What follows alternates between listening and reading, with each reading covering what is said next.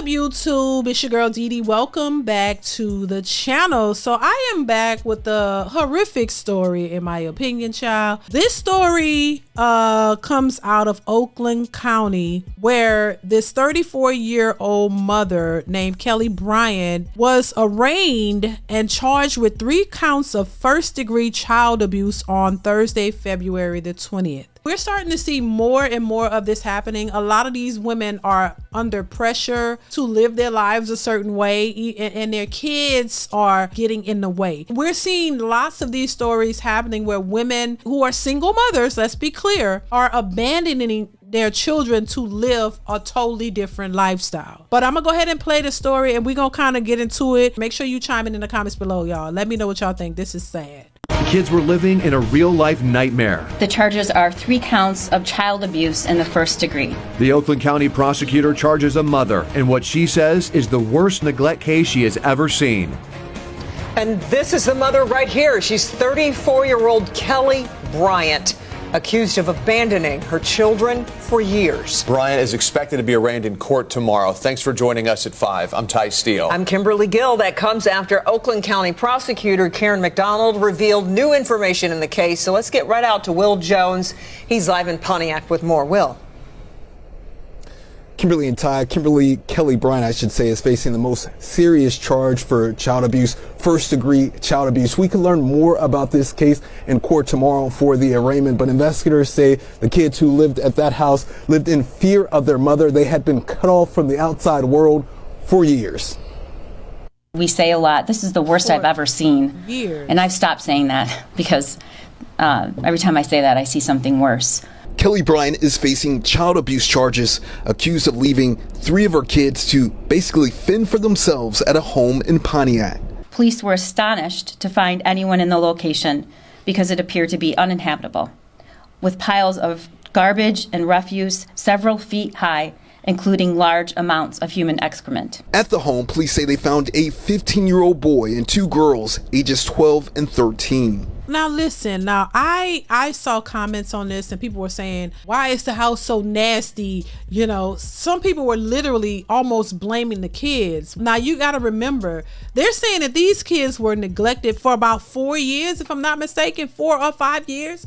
So if the oldest is 15, 4 years ago, that child was 11, right? So 4 years ago, that child was 11 and the other ones were younger. You think of your 11-year-old, 7, 8-year-olds, they don't know how to clean up that grate. That's why you need parents to guide them. So just think about it. 4 or 5 years ago, these kids were even younger. They're not in there thoroughly cleaning that entire house and making sure that it's good. I'm not even focused on that. I'm focused on the fact that you can leave your kids for 4 years unattended. Did they not go to school? Like, what did anybody else know about this? Because this is crazy. And I mean, what type of mother would do something like this? Baby, this is crazy. Let's continue. The children struggled with completing basic hygiene tasks like flushing a toilet and brushing their teeth because they had not done it in years. The children were forensically interviewed and described having virtually no physical contact with their mother, suspect Bryant, or the outside world in several years. Oakland County Prosecutor Karen McDonald says Bryant moved out of the home around 2020 or 2021, leaving 3 children at the location. When the food supply ran low, McDonald says the son would text Bryant and food would be delivered.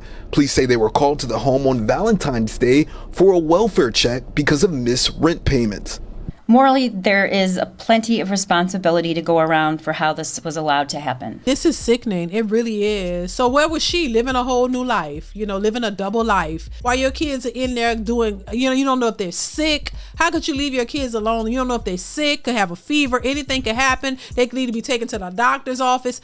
I mean, this is crazy. They didn't go to school. Like, so you could text, you can call your son and he could tell you, or he can text you and tell you he need food and you'll send food. You never thought about going to the house and cleaning it up. It's really heart-wrenching. You know what I'm saying? Because I have children. I could not imagine for the life of me to put my children in that position. And I don't understand the mentality of women who do it. You got to be cold and heartless to think that way and just leave your kids. I just couldn't imagine. I couldn't imagine. And I can't begin to understand her mental state. You can go off, live somewhere totally different, live a whole different life without your kids and not be concerned one bit. And there are many people who would try to justify this behavior. Well, you don't know what she was going. I don't give a damn. Go get some help. You need to be there for your kids. Everybody is not meant to be a mother. Everybody's not meant to take care of somebody else. They're not. But we got to sit here and say, oh yeah, justify this behavior. These women are so great. And these single mothers are top tier. You a goddamn lie.